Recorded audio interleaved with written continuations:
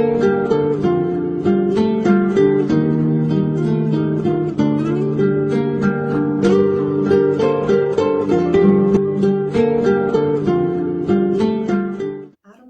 құрметті желі қолданушылары.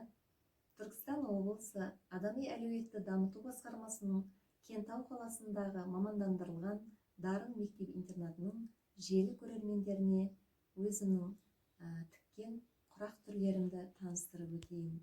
Мен Кентау қаласына қарасты Абай ауылдық клубының дәстүрлі өнер жетекшісі Алмағамбетова Үміт Бекмағамбетқызы. Мінекей өздеріңіз көріп отқандай, әртүрлі құрақ түрлерін сіздерге таныстырып өтейін. Мына құрақ түрін ши құраққа басылған тырнақатар құрағы деп айтылады. Мынау амандасу құрағы, гүл құрақ, атлас құрақ, мынаны енді құдық құрақ деп айтылады, бірақ мен бұны теңіз толқыны құрағы деп атағым келіп тұр. Өйткені суға тас лақтырып жібергенде толқын-толқын болып шығады ғой, соған лайықтылап теңіз толқыны деп атадым.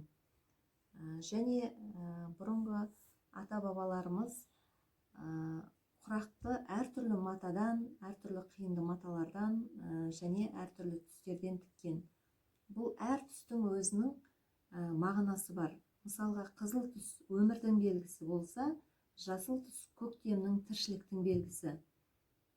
Ал сары түс білімділіктің, парасаттылықтың белгісі болса, көк түс шексіздіктің, аспанның түсі болып, еркіндіктің түсі болып табылады. Ақ түс бұл пәктіктің, адалдықтың белгісі. Және де құрақтың шығу тарихы өзі жаңа қалған маталардың қиындыларынан құрақ пайда болған ғой. Әжелер киім тіккенде тастамапты қиықты, әр алуан қиық түскенде дорбаға салып жиыпты, көп киім тігіп біткенде қиыққа дорба толыпты, қиықты сәндеп тіккенде құрақ көрпе болыпты деп, мінекей мынандай қалған құтқан қиындылардан әртүрлі дүниелер жасауға болады. Мынау дастархан күймес үшін шәйнектің астына қоюға болады.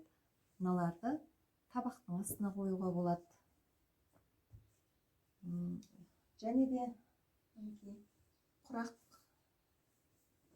қоржын, бұрынғы ата-бабаларымыз ұзатылған қызының артынан осындай қоржынға салып дүниелер апарған. Және де жеңдері сүндетке отырғызған кезде тайдың үстіне осындай құрақтан құрап құрақ қоржын жасаған. Мына жерде 8 жұлдыз деп аталады. Мынау тырнақатар. Тырнақатар енді бұл құс жолы деп те айтылады. Ұзатылған қызға көбінде осындай құс жолы салынған құрақ көрпелер, жастықтар апарады. Өйткені ұядан ұшқан қыздың жолы болсын деген мағынада. Және де мынау биылғы жылы көрікті қаламыз Кентау қаласының 65 жылдық мерейтойына орай Кентау қаласының 65 жылдыққа арналған логотипін осылай құрақтан жасадым. Мынау көрпешелердің жастықшалары, пары мен көрпешелерім. Бұл көрпешені өмір шуағы деп ат қойдым. Бұл көрпешелерге де, жастыққа да өмір шуағы деген ат қойдым. Өйткені әртүрлі құрақтар, әртүрлі түстер болғандықтан. Мынау қызғалдақ құрағымыз. Өнеріміз бұдан ары қарай дами берсін. Назарларыңызға көп-көп рахмет. Түркістан облысы Адами әлеуетті дамыту басқармасының Кентау қаласындағы мамандандырылған Дарын мектеп-интернатының көрермендерінің назарына Кентау қаласына қарасты Абай ауылдық клубының жанынан құрылған әжелеріміздің көне қолөнер бұйымдарын жасау үлгілерін көрсетеміз. Бұл мына қазіргі көне заманға жасап жатқан бұйымдарымыз 6 қанатты қаридің іші сыртынан шиға тоқылып, осындай сән ретінде қолданған. Мынандай шименен қойдың жүндерін бояп түрлі түсті неге соны былай ораймыз. Содан мынандай дүние шығады. алдын ала не қылу үшін, оны тоқу үшін алдын ала мынандай тақтайдан қалып жасап аламыз. Оны екі басына шеге қағып, жіп тартатындай қылып шеге қағып аламыз екі басынан. Сөйтіп жіпті тартып алып, үлгі жасаймыз. Қандай ою саламыз, соның үлгісін қырқып алып, жабыстырып тақтайдың бетіне. Содан осылай екі жіппенен тартып өріп кете береміз.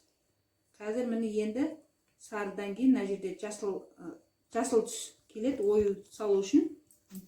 Мына жерге жасыл түс қосамыз. Сарыдан кейінгі ой өректің уақытысы келгенде, несі келгенде жасыл түсті қосамыз. Сонда ою жасыл түстен болады, дағы төсегі сары түстен болады. Мынау екі шетіндегі қара жүннен орап атқанымыз бұл рамка дейді ғой. Портрет сияқты болып, иә. Төрт шетінің жан-жағын қарамен істейді екенбіз.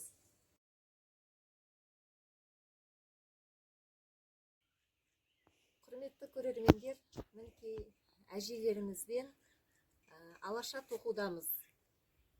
Апа, түсіндіріп өтсеңіз. Мынау бұрынғы көне замандағы алаша тоқу.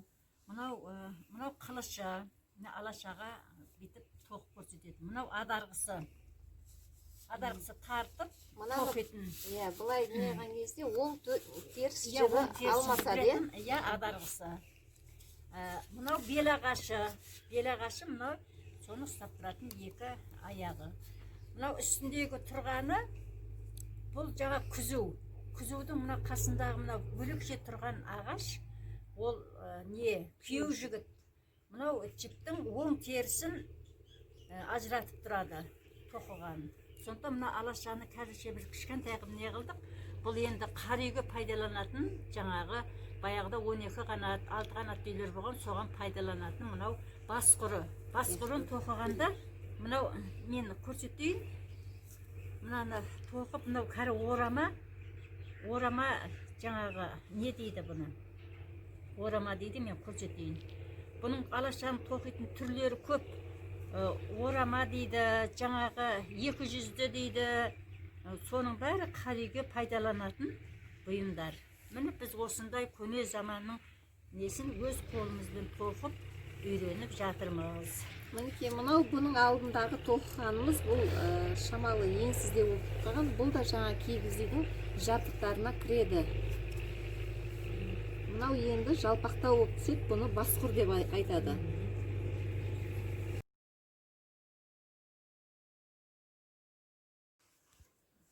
Біздің қазіргі жасап жатқан дүниеміз көнерген қолөнер бұйымдарына жататын мінекей тақыр кілемнің төсегін жасап жатырмыз. Дайындап. Мына жіпті осылай бір оң, бір теріс болып түседі өзі. Одан кейін бұны құрып болғаннан кейін боялған жіптерден крем тоқуды бастаймыз. Ал құрметті көрермендер, биылғы жыл айтулы мерекелерге толы болғандықтан, мінекей Әл-Фараби бабамыздың 1150 жылдығына және Абай атамыздың 175 жылдығына, сонымен қатар біздің көрікті қаламыз, Кентау қаламыздың 65 жылдығына орай осы әжелердің тоқыған тақыр кілемдері